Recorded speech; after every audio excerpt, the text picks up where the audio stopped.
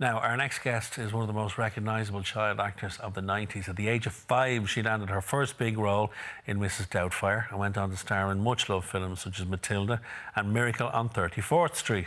But growing up in Hollywood wasn't always as glamorous as it seems, resulting in her stepping away from the industry. Mara Wilson is now in a brand new documentary called Showbiz Kids, which looks at the impact of working as a child actor. And she joins us on the line now. But first, let's take a quick look at the documentary.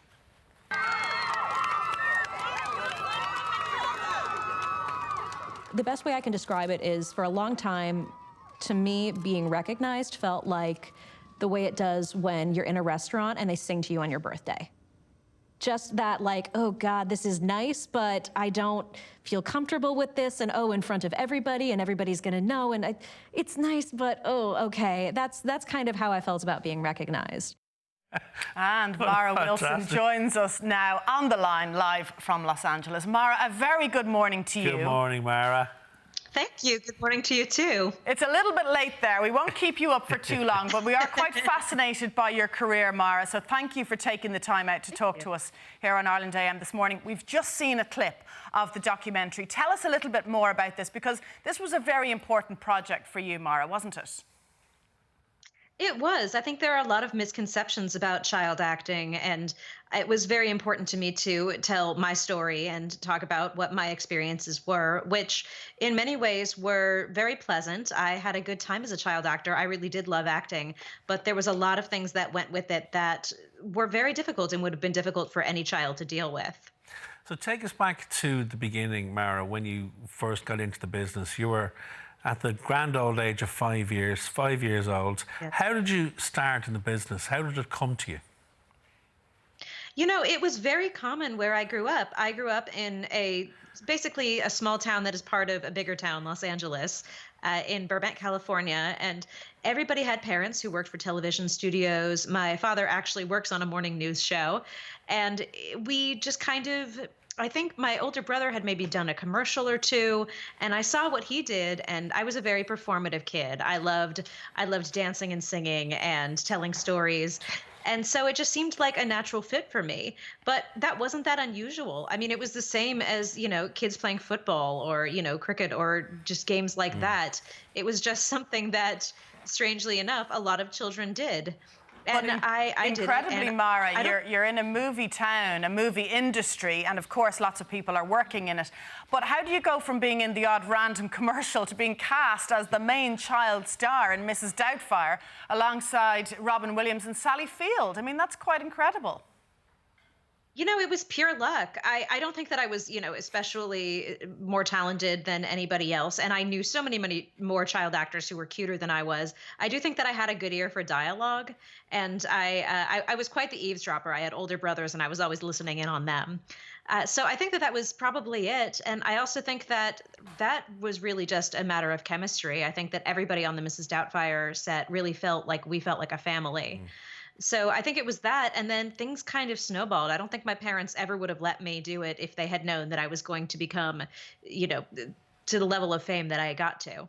Because your resume, Mara, is staggering. I mean, the movies that you've done are movies that resonate with people. You know, Matilda, Miracle on 34th Street, Mrs. Doubtfire, which is probably one of everybody's favourite movies.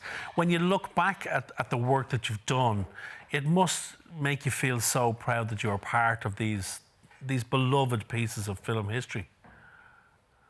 It really does, although I think sometimes it kind of took me a while to get there. Yeah. There were times where I was frustrated with it because I thought, oh, I'm never going to live up to that. I'm never going to do anything that good ever again. And I felt kind of sad. I felt almost like, you know, like Matilda and the characters I played overshadowed me. It was almost as if they were, you know, a big sister or something like that. So that was a bit of a struggle. But I think now, especially now that I'm older and I see that there are still generations of children growing up on the movies I made, I mean, I'm incredibly grateful. I feel incredibly lucky and blessed to have had that experience. Matilda is a rolling movie in our house, Mara, and it's just such an incredible piece of work. And I read that the Roald Dahl classic was one of your favourite books, and your mum got to see some footage of the movie thanks to Danny DeVito before she passed away, which must have been so lovely. I didn't know that until I was an adult, and I really love that he did that. I feel very lucky that there were many people around me in Hollywood who were good people, a lot of times family people with kids themselves, people like Danny DeVito, Robin Williams, Michael Ritchie, Chris Columbus, all of these people. And Danny DeVito and Rhea Perlman did especially take care of me when my mother was ill, and I'm forever thankful to them for that.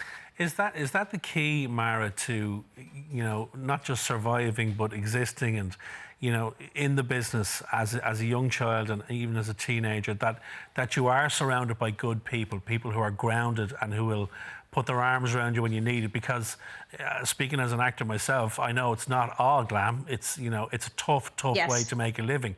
Is it the key to have that blanket of support around you? It really is. And I think that with children, it needs to be fun for them. It needs to be this fun, interesting experience. And when it stops being that, they shouldn't do it anymore. You do kind of have to see it the way that, a lot of kids play sport when they're young. They'll do things. I was a Girl Scout here in the States. It was kind of like that with acting. I do still do a little bit of acting here and then, but it really is more of a hobby than a job.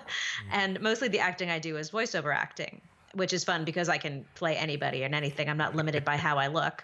But yeah, I definitely think that having people there that are good and responsible for you, having a strong family and friends who are going to be there for you no matter what, that is the most important. When you decided, Mara, to pull back from the industry, and I suppose you had the luxury of being able to do that and focus on your writing and your voiceover work and all of the other passions that you have, what made you pull back in the first place?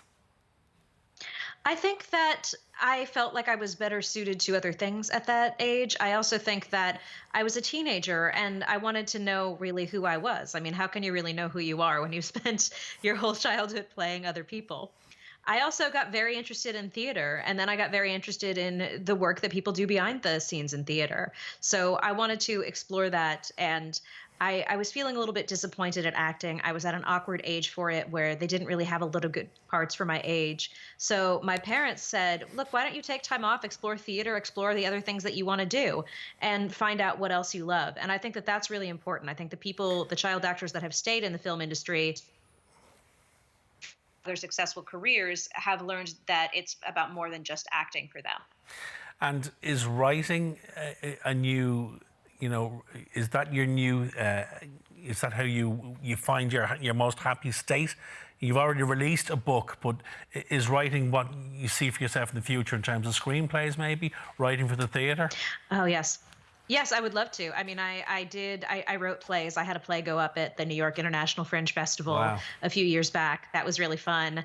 I definitely want to do more writing. I also just like working with people. I like collaborating with people. I have a lot of friends who are, good actors or good directors. And I think that it's really fun when you can find other people that, make you really feel like that same kind of familial atmosphere. And you can find people like that in theater companies and in production companies and things like that. But I've always wanted to tell stories. I mean, that's how I got into acting in the first place, is I would act out stories when I was a child. So I think really telling stories is very fundamental to who I am. Of course. It is the 6th anniversary of Robin Williams' death this week, Mara, so it would be remiss of us to chat to you and not talk about him as a character. He was also very kind to you as a young child on set, wasn't he? He was wonderful. He was so patient with all of the kids, and he would do all kinds of things to make us laugh. He would make little hand puppets with his hand.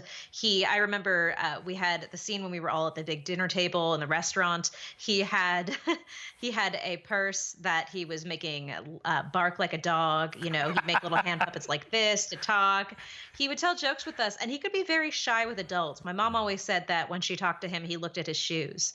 But he loved having an audience, and children are the best audience. And so we made a lot of jokes back and forth. And he reminded me a lot of my actual father, who was a very funny and very kind person.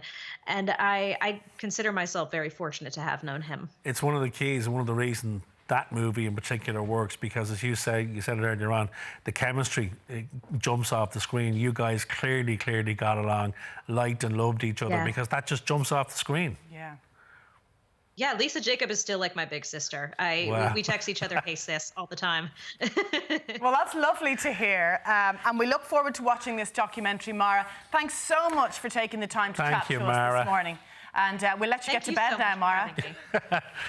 Take care. Thanks, Mara. Good night. Now, you can watch Mara in Showbiz Kids on Sky Documentaries, which is available to watch on demand until Monday. Coming up, how does barbecue chicken satay sound? Join us over in the kitchen next.